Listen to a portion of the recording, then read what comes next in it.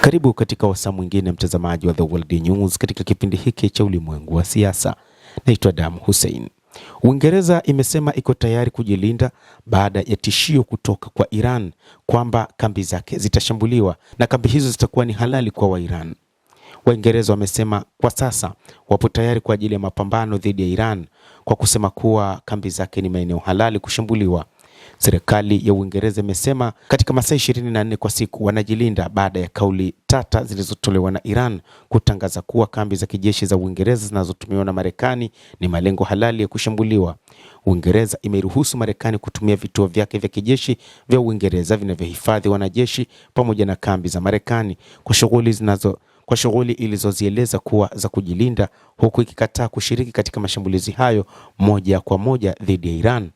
Hata hivyo, moja kati ya changamoto ambayo wanaitazama ni kwamba pengine wa Iran huenda wakarusha makombora moja kwa moja katika taifa hilo la Uingereza. Nchi hii kwa muda mrefu haijashambuliwa na nchi yoyote, lakini wakati huu huenda ikakumbana na mashambulizi ya wa Iran kutokana kwamba baadhi ya taarifa zinadai wa Iran wana makombora yenye uwezo wa kuifikia nchi hiyo ya Uingereza.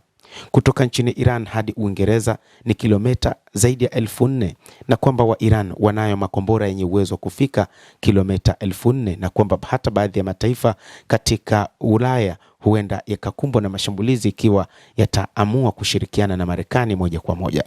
Wizara ya mambo ya nje ya Iran imeituhumu Uingereza kuwa mshirika wa Marekani katika vita hivyo, huko kikosi cha walinzi wa mapinduzi ya Kiislamu ya Iran IRGC kikisema kuwa nchi yoyote itakayounga mkono Marekani kijeshi itabeba matokeo ya hatua hizo.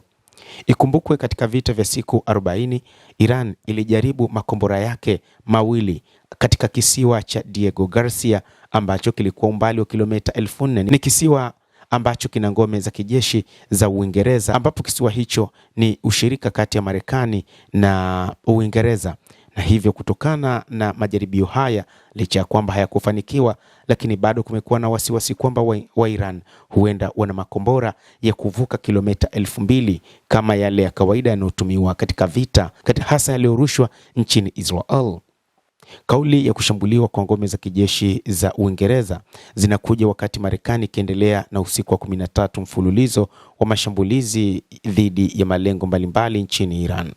Rais wa Marekani Bwana Trump amekuwa akikosoa serikali ya Uingereza na aliyekuwa waziri mkuu Sir Keir Starmer akidai hawajaunga mkono vya kutosha kampeni ya kijeshi ya Marekani. Hata hivyo, Iran imeendelea kuichukulia Uingereza kama sehemu ya operesheni hiyo ya kijeshi. Mwezi Machi, wakati wa siku za mwanzo za vita vinavyoongozwa na Marekani na Israel dhidi ya Iran, Uingereza iliruhusu kutumiwa vituo vyake vya kijeshi vya Raf Fairford na Diego Garcia kushambulia miundombinu ya kijeshi ya Iran ilidaiwa kutumika kushambulia mataifa ya Ghuba na meli katika mlango wa bahari wa Hormuz. Kwa mujibu wa taarifa, sera hiyo imeendelea hata baada ya Andy Burnham kuwa waziri mkuu mpya wa Uingereza kufuatia uamuzi wa kuongeza muda wa makubaliano hayo na Marekani. Katika taarifa iliyochapishwa na shirika la habari la Tasnim linalohusishwa na IRGC, kundi hilo lilidai kuwa ndege za Marekani ziliondoka katika kambi ya Raf Fairford siku 2 kabla ya kutekeleza mashambulizi dhidi ya Iran. Mtazamaji, endelea kutufuatilia, lakini ni kusihi usisahau kulike, usisahau kucomment, kadhalika usisahau kusubscribe channel yetu hii ili upate habari hizi kwa mapana kupitia The World News. Mimi ni Adam Hussein. Endelea kuwa nasi wakati wote, endelea kutufuatilia.